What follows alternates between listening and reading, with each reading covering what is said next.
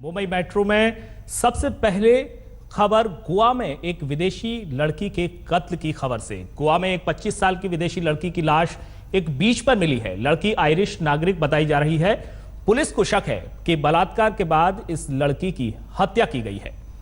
Police अब इस घटना की जांच में जुट गई है। यह घटना काफी हद तक स्कारलेट किलिंग हत्याकांड जैसी है। तो लड़की की लाश मिली है गोवा के एक बीच पर और बताया जा रहा है कि पहले इस लड़की के साथ बलात्कार किया गया और उसके बाद इसका मर्डर कर दिया गया। पुलिस को जो जानकारी मिली है उसके मुताबिक लाश एक आयरिश लड़की की है। 25 साल की ये लड़की है, आयरिश लड़की है और गोवा के बीच पर इसका शव मिला। सुबह लाश मिलने के बाद अब पुलिस को शक है कि इस लड़की के साथ पहले बलात्कार किया गया और फिर इसकी हत्या कर दी गई।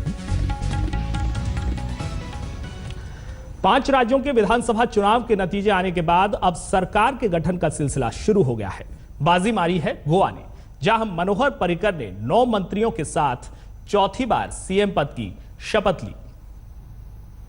मनोहर पर्रिकर देवाची शपथ घेता की कायद्यावर स्तंभित झाला अशा भारतीय संविधानाविषयी खरेली श्रद्धा आणि निष्ठा बाळगितलो।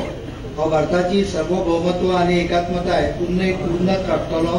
गोवा राज्याचो मुख्यमंत्री म्हणून माझी कामां निष्ठेन आणि शुद्ध बुद्धीने निभायतलो। और इसी के साथ गोवा में चौथी बार बन गई पर्रिकर सरकार।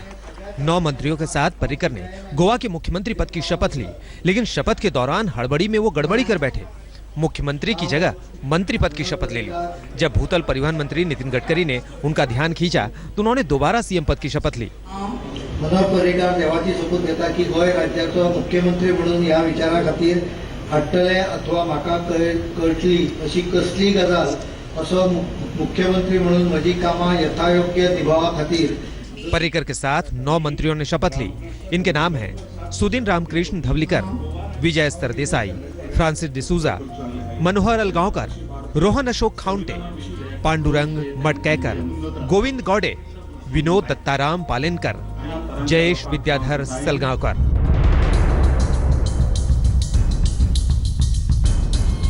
पर्रिकर के शपथ से पहले दिल्ली में जमकर सियासी ड्रामा हुआ। पर्रिकर शपथ रुकवाने के लिए कांग्रेस की ओर से दाखिल याचिका पर सुप्रीम कोर्ट ने स्टे देने से मना कर दिया। कोर्ट ने कांग्रेस से साफ कह दिया कि अगर पार्टी के पास विधायकों की पर्याप्त संख्या थी तो उसने विधायकों का हलफनामा क्यों नहीं पेश किया। इस मामले में अदालत ने 16 मार्च को सुबह 11 बजे पर्रिकर को विश्वास मत हासिल करने का आदेश दिया है। सुप्रीम कोर्ट ने उसे डिस्पोज ऑफ करते समय ये आज तय किया है कि 16 तारीख को फ्लोर टेस्ट गोवा में होगा। गौरतलब है कि गोवा में बीजेपी सबसे बड़ी पार्टी नहीं है। 17 सीटों के साथ गोवा विधानसभा में कांग्रेस सबसे बड़ी पार्टी है। बीजेपी को सिर्फ 13 सीटें मिली हैं, लेकिन महाराष्ट्रवादी गोमांतक पार्टी के 3, गोवा फॉरवर्ड ब्लॉक के 3 और 3 निर्दलियों के समर्थन से बीजेपी ने बहुमत का आंकड़ा हासिल कर लिया और सबसे बड़ी पार्टी होने के बावजूद कांग्रेस हाथ मलती रह गई। आज तक ब्यूरो। और चौथी बार मुख्यमंत्री बनने के बाद मनोहर पर्रिकर से बात की हमारे संवाददाता कमलेश सुतार ने। चौथी बार गोवा के मुख्यमंत्री बने हैं मनोहर पर्रिकर। इस बार उनका मुख्यमंत्री बनना ज्यादा खास है। केंद्र में रक्षा मंत्री का पद छोड़कर फिर से गोवा आए हैं।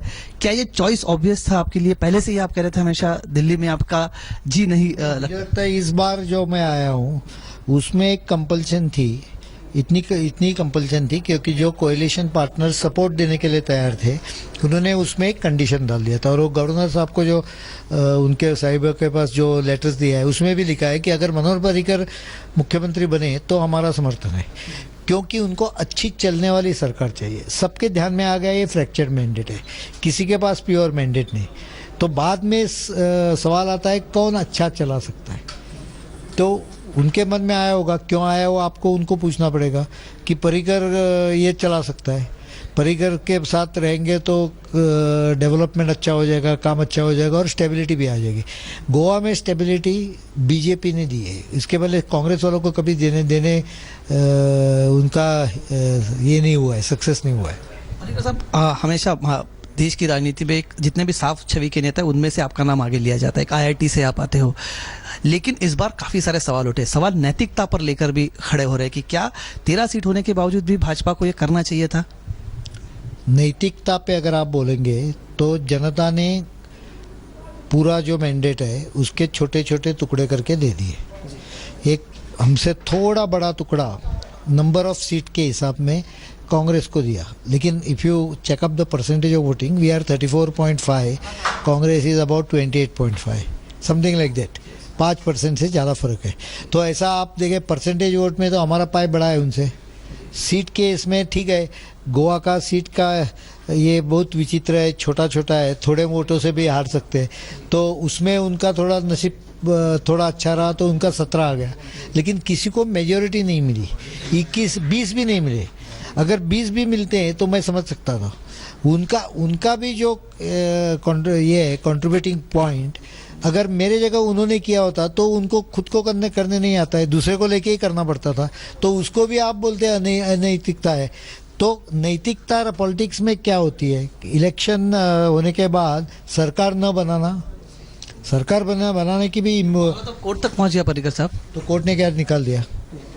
कोर्ट गवर्नर के रूल को लेकर भी सवाल उठ रहा है अब। क्या कोर्ट ने सीधा खींचा कांग्रेस वालों को कि आप मेरे पास आ रहे तो आप कम से कम नाम लिखो, कौन है आपके साथ 21। 35 साल पहले गोद ली गई एक महिला अपने मां बाप की तलाश में स्वीडन से मुंबई आई हुई है, पर 3 चक्कर लगाने के बाद वो सिर्फ उस पुलिस वाले से मिल पाई है जिसे वो सड़क पर पड़ी मिली थी। इस महिला की कहानी ऑस्कर के लिए नामांकित हुई फिल्म लॉयन के जैसी है।